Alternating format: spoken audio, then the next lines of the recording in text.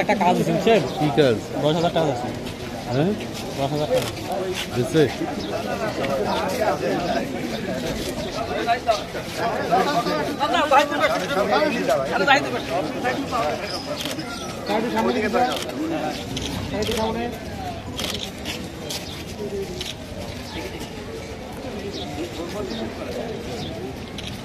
Thank you.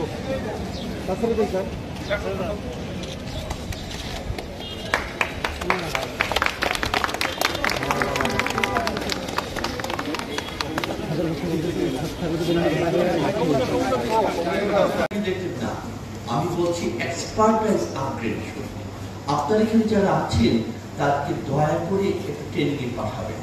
তারা বাইরে কিছু ভালো ভালো কিছু কনফারেন্স হয় ওখানে পাঠাবেন, শর্ত দিবেন তুমি ওখানে গিয়ে প্লিজ তুমি 3 দিনের কনফারেন্স বা 2 দিনের কনফারেন্স, তুমি 5 দিন থাকো, কিন্তু ওই 2 দিন সকাল থেকে সন্ধ্যা পর্যন্ত কনফারেন্সে বসে থাকবে। তুমি শিখে আসো কিছু, যা শিখে আসবে সেটা কিন্তু ট্রান্সলেট হবে আমার দেশের মানুষের উন্নততর চিকিৎসার মাধ্যমে। এবং হয়নি, আমাদের যে কাজগুলো কিন্তু এভাবে এগিয়েছে। আমাকে আপনারা অনেক বড় ইনফরমেশন বানিয়েছেন, আমি অত বড় না, কিন্তু আমি কি পারি? আমি যেটা পারি সেটা হলো মানুষকে উদ্বুদ্ধ করতে পারি। আমি যেটা পারি সেটা মানুষকে অ্যাপ্রিসিয়েট করতে পারি। অর্থাৎ আমি খুব ভালো হাততালি দিতে পারি। কেউ ভালো কাজ করলো, সবাই তো গান গাইতে পারে না, হাততালি দেওয়ার তো লোক লাগবে, আমি সেই হাততালি দেওয়ার লোক। এটাও কিন্তু দরকার আছে। প্লিজ, কেউ যখন একটা ভালো কাজ করবে, আপনার একটা কলিগ যখন একটা ভালো কাজ করবে, তাকে প্রশংসা। মা ও শিশু না, আমাদের হাসপাতালে যতগুলি ডিপার্টমেন্ট আছে আমরা প্রত্যেকটা ডিপার্টমেন্টে মাত্র 25 টাকায় এই সার্ভিসটা শুরু করেছি। এবং আমরা এর মাধ্যমে আমরা এই শুধু বাসা থেকে রোগী দেখানো না, আমরা পরবর্তী পর্যায়ে আমরা যেটা হলো তারা বাসা থেকে আমাদের একটা ভ্রাম্যমান আমরা আমাদের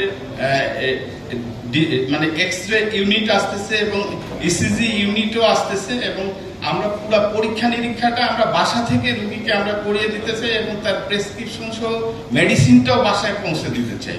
তো আসলে এই প্রোগ্রামটা যদি সাকসেসফুলি আমরা করতে পারি, আমাদের উদ্দেশ্য যে আমাদের এই সিটি কর্পোরেশনের প্রত্যেকটা, এখানে আমরা দেখেছি প্রায় 1,40,000 পরিবার এখানে আছে, তাদেরকে যদি এটার সাথে সম্পৃক্ত করতে চাই, তারা প্রতি 3 মাস পর পর যদি এই সেন্টারে এসে প্রাথমিক চিকিৎসাগুলি যদি নেয়, তাহলে তারা অল্পতেই সচেতন হতে পারবে যে তার বড় ধরনের রোগ থেকে তারা অন্তত তারা মুক্তি পাবে।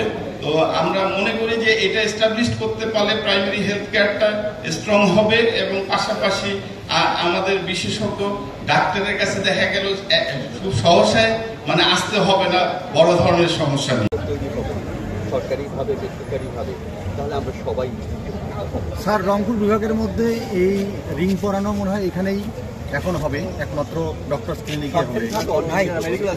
রংপুর মেডিকেল কলেজে ক্যান্সার আছে, ওখানে তো রিং পরানো হচ্ছে, সবই হচ্ছে, আবার শুরু হয়েছে সবই।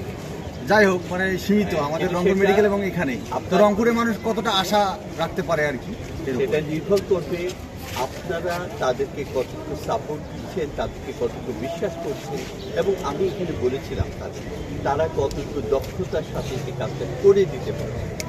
আপনি তো চাইবেন যে ভালোভাবে কেউ কাজটা এখানেই করে দিতে পারে, তাহলে বাড়ির দৌড় করে সেবাটা নেওয়ার জন্য আপনি উন্মুখ। আমরা সেই ব্যবস্থাটা করে দিতে পারছি কিনা সেটা কিন্তু আমাদের উপর নির্ভর করে।